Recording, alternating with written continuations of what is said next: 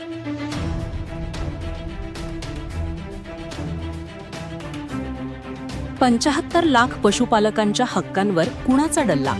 शासन निर्णयांची अंमलबजावणी रखडली, आता मोठ्या आंदोलनाचा इशारा देण्यात आलाय. आपण पाहत आहात 24x7 न्यूज रिपोर्ट आणि बातमी आहे पुणे येथून. राज्यातील तब्बल 75 लाख पशुपालक आणि कुक्कुटपालन करणाऱ्या शेतकऱ्यांच्या हिताचे शासन निर्णय मंजूर होऊनही त्यांची अंमलबजावणी होत नसल्याचा गंभीर आरोप करण्यात आला आहे. यामुळे महाराष्ट्र राज्य पोल्ट्री योद्धा संघटना आक्रमक झाली असून पशुसंवर्धन आयुक्त कार्यालयावर मोठ्या आंदोलनाचा इशारा देण्यात आला आहे. नेमकं काय आहे संपूर्ण प्रकरण, पाहूया हा विशेष रिपोर्ट.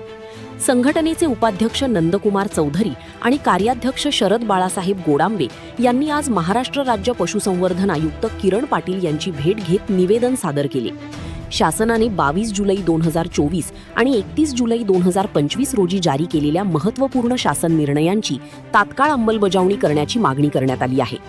पशुखाद्य विक्री करणाऱ्या कंपन्यांनी खाद्याच्या गोण्यांवर अन्न घटकांची स्पष्ट माहिती देणे, शेतकऱ्यांशी होणारे करार नोंदणीकृत करणे आणि निकृष्ट दर्जाच्या पशुखाद्य विक्रीवर नियंत्रण ठेवणे ही नियम आजही कागदावरच असल्याचा आरोप संघटनेने केला आहे. तसेच राज्यातील अनेक पशुखाद्य कंपन्यांची नोंदणी अद्याप झालेली नसल्याने त्यांची जिल्हानिहाय यादी जाहीर करण्याची मागणी करण्यात आली आहे. दरम्यान शासन आणि प्रशासनाने याकडे दुर्लक्ष केल्यास हजारो पशुपालक शेतकरी थेट पशुसंवर्धन आयुक्त कार्यालयाच्या आवारात तीव्र आंदोलन छेडतील असा इशाराही संघटनेने दिला आहे. पशुपालकांच्या प्रश्नांवर तातडीने तोडगा काढण्यासाठी पशुसंवर्धन मंत्री पंकजाताई मुंडे यांच्यासोबत बैठक घेण्याचीही मागणी करण्यात आली आहे. आता शासन या मागण्यांवर कितपत गांभीर्याने पावले उचलते याकडे राज्यातील लाखो पशुपालकांचे लक्ष लागले आहे. मुख्य संपादक Umesh More, 24x7 news report, Satana, Nashik. नमस्कार, मी शरद बाळासाहेब गोडांबे, पशुसंवर्धन समन्वय समिती सदस्य, महाराष्ट्र राज्य पोल्ट्री योद्धा संघटना कार्याध्यक्ष. मागील 3 वर्षापासून आम्ही पशुसंवर्धन विभागाचा संघ एकत्र मिळून काम करतोय. ज्या वेळेस पशुसंवर्धन विभागाचा आयुक्त नवीन येतो त्याला काही गोष्टी, काही चुका कंपन्यांच्या समजायच्या आहेत. पशुखाद्य तयार करणारा त्याला समजायच्या आतमध्येच त्याची बदली होती, मोठी शोकांतिका आहे. या 3 वर्षात जवळजवळ 5 आयुक्त महाराष्ट्र शासनाने पशुधन विभागाला दिलेले आहेत. सर्वच चांगले होते, परंतु ते ऍक्शन मोडवर ज्यावेळेस येतात आयुक्त कारवाई करायच्या त्यावेळेस त्यांची बदली होती. माझी विनंती राहील आपल्या माध्यमातून, तुम्ही आयुक्तांची बदली करू नका. तुम्हाला कंपन्यांना जर वटणे आणायचं असेल, तर चांगल्या दर्जाचं पशुखाद्य मार्केटमध्ये प्रत्येक पशुपालकाला मिळायचं असेल तर तुम्हाला पशु आयुक्त हा त्याच जागेवर ठेवावा आणि जे शासन निर्णय तुम्ही मंजूर केलेत मंत्रालयात बसून नुसतं घोषणा करून चालणार नाही, त्याची प्रभावीपणे अंमलबजावणी करावी आणि ज्या काही कायद्यात त्रुटी आहे त्या सुद्धा दुरुस्त करून पशुपालक शेतकऱ्यांचं कसं हित जोपासलं जाईल याच्याकडे लक्ष द्यावी, हीच माझी विनंती राहील. तसं जर नाही केलं तर आम्ही पुढच्या महिन्यात, जुलै महिन्यात याच गेटच्या बाहेर आज हजारोच्या संख्येने पशुपालक शेतकरी, त्यामध्ये सगळेचे गाई म्हशी पालक, कुक्कुटपालक, शेळीमेंढी पालक सगळे एकत्र येऊन इथं मोठं आंदोलन करणार आहोत.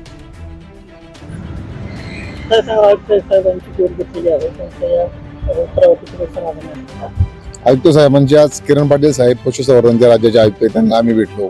जे पशुपालक आहेत त्याचे मागील 2 ते 2.5 वर्षात शासन निर्णय झाले, परंतु त्याची अंमलबजावणी अजूनपर्यंत कोणत्याच जिल्ह्यात झाली नाही. त्या संदर्भात 26 तारखेला सुद्धा आमची समन्वय समितीची मिटिंग झाली. त्यांच्या कानावर काही गोष्टी घातलेल्या आहे. प्रचंड मोठ्या प्रमाणात जे पशुखाद्यांची विक्री होतं त्या कंपन्यांच्यावरती कुणाचा अंकुश नाही. त्या संदर्भात महाराष्ट्र शासनाने वेळोवेळी GR काढले आहे. पशुसंवर्धन विभागामार्फत त्या कंपन्यांची बऱ्याचशा अजून नोंद जी व्हायला पाहिजे होती ती झाली नाही. त्यामुळे बेकायदेशीरपणे, उघडपणे पशुखाद्यावर जे अन्न घटक कंपन्या टाकत नाही त्या टाकण्यासाठी महाराष्ट्र शासनाने 2 वर्षापूर्वी GR काढलेला आहे. त्या GRची सुद्धा अंमलबजावणी झाली नाही. चढ्या दराने मोठ्या प्रमाणात महाराष्ट्रातील 75 लाख पशुपालकांना ते खाद्य घ्यावं लागतं. त्याच्यामध्ये अन्न घटकाची नोंद नसल्यामुळे खराब दर्जाचे खाद्य त्याला खाऊ घालावं लागते पोरांना आणि त्याचा परिणाम त्याच्या उत्पादनावर होतोय. त्याला आर्थिक त्याचा झटका सुद्धा बसतोय. त्या संदर्भात पाटील साहेबांची भेट घेतली. कुक्कुटपालनाचा सुद्धा विषय होता. शेळीपालन असेल, गाई म्हशी पालन असेल, जे कृषीचा दर्जा मिळाला 31 जुलैला महाराष्ट्र शासनाने 25 साली गेल्या वर्षी दिला, परंतु त्याची सुद्धा अंमलबजावणी आजपर्यंत झाली नाही. याचा अर्थ काय होतोय, शासन GR काढते परंतु त्याची अंमलबजावणी कुणी करायची हा मोठा प्रश्न शेतकऱ्यांसमोर पडलेला आहे. यासाठी आम्ही आयुक्त साहेबांना भेटलो. प्रभावीपणे आपण अंमलबजावणी करा आणि पशुसंवर्धन विभाग सहकार्य सुद्धा करतोय, परंतु तो शेतकऱ्यांना रिस्पॉन्स मिळाला पाहिजे. तसा रिस्पॉन्स तालुका स्तरावर किंवा गाव पातळी किंवा जिल्हा स्तरावर शिवा असन, गटविकास अधिकारी असन किंवा ग्रामसेवक किंवा महावितरणचे अधिकारी देत नाही, ही खरी वस्तुस्थिती आपल्याला नाकारता येणार नाही. त्या संदर्भात आम्ही आज भेटलो आयुक्त साहेबांना आणि येत्या पुढच्या महिन्यातच याच गेटच्या बाहेर राज्यातील हजारो शेतकरी मोठ्या संख्येने आपल्या न्याय हक्कासाठी, शासन निर्णयाची अंमलबजावणी होण्यासाठी इथं मोठ्या प्रमाणात आंदोलन करणार आहे. त्याची फक्त कल्पना येण्यासाठी आम्ही आलेलो आहे.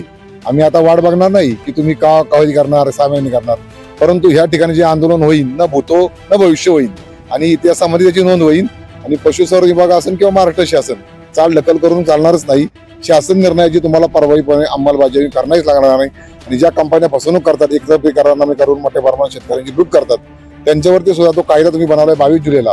काहीतरी तांत्रिक त्याच्या ज्या त्रुटी आहेत त्या दुरुस्त करून तुम्ही प्रभावीपणे त्याची अंमलबजावणी करावी. तुकाराम मुंडे सारखा अधिकारी जर कारवाई करतोय कुठल्याही खात्यात टाका, तर तुम्हाला कारवाई करायची कोणाचा दबाव आहे का, हा सुद्धा शंका महाराष्ट्रातील पशुपालकांना येत आहे. जर दबाव नसेल तर बिनधास्त कारवाई करा. आणि पशुपालन खातं जे चांगलं आता काम करतंय ते अजून चांगल्या पद्धतीने जर अंमलबजावणी केली कायद्याची, तर शेतकऱ्यांना सुद्धा त्याचा आर्थिक लाभ होईल. आणि जे ग्राहक आहे महाराष्ट्र शासन, आपल्या महाराष्ट्रामध्ये 13,70,00,000 त्यांना सुद्धा पशुपासून जे उत्पन्न मिळतंय, तुम्ही जे दूध बघा किंवा अंडी असेल किंवा काही वेगवेगळे आपल्याला उत्पन्न मिळते पशुपासून, तर नक्कीच ते चांगल्या दर्जाचं आणि चांगल्या क्वालिटीचं मिळेल. नमस्कार, नंदकुमार खंडेराव चौधरी, उपाध्यक्ष महाराष्ट्र राज्य फेडरेशन. किरण पाटील साहेबांसंग आज बरीचशी अशी सकारात्मक चर्चा झाली. त्यांच्या चर्चेतून आम्ही त्यांना काही सूचना केल्या. पहिली सूचना अशी झाली, आमच्या पहिल्या विषयावर ते बोलणं असेल, ज्या ग्रामपंचायतला घरपट्टी संदर्भात JCO सगळ्या महाराष्ट्रातील पशुसंवर्धनने जे पत्र पाठवलं आहे त्याची अंमलबजावणी झाली नाही. तर माझं महाराष्ट्रातील सर्व शेतकऱ्यांना असं सांगणं आहे की पशुसंवर्धन संपूर्ण अख्ख्या महाराष्ट्रात 36 जिल्ह्यांना पत्र गेलेली आहेत, पण ह्याची अंमलबजावणी करण्यासाठी शेतकऱ्यांनी पुढे आलं पाहिजे ना आता. कारण की शेतकरी पुढे न आल्यामुळं CO आणि ग्रामपंचायत गट अधिकारी आणि ग्रामसेवक हे चालढकल करतायत. कारण की त्यांचं असं म्हणणं आहे की आमचा कर बुडतोय. हा प्रश्न पशुसंवर्धनचा इथला राहिला नाही, यांनी सर्व पाठपुरावा केलाय. आता आपल्याला लढायचंय तर ग्रामपंचायत आणि CO संघ लढायचंय. तर माझ्या महाराष्ट्रातील सर्व पोल्ट्रीधारकांना आणि सर्व पत्रकारांना एक महत्वाची सूचना आहे की त्यांनी आपल्या जिल्ह्यातील CO ते पत्र घेऊन जायचं आणि त्याची अंमलबजावणी करण्यासाठी भाग पाडायचं. दुसरा मुद्दा, जे महाराष्ट्रात आज SC प्रमाण वाढतंय, ह्यांनी पशुसंवर्धनने आपण 3 KV पर्यंत करून घेतलं होतं, पण प्रत्यक्षात कृतीत पाहण्यात गेलो तर साधारणपणे 35 KVचा लोड येतोय म्हणजे SC चालवण्यासाठी. तर त्याच्यासाठी पण सरांनी सकारात्मकता दर्शवली की तुम्ही आम्हाला त्याचा मागणी करा, आम्ही त्या पद्धतीने पाठपुरावा करू.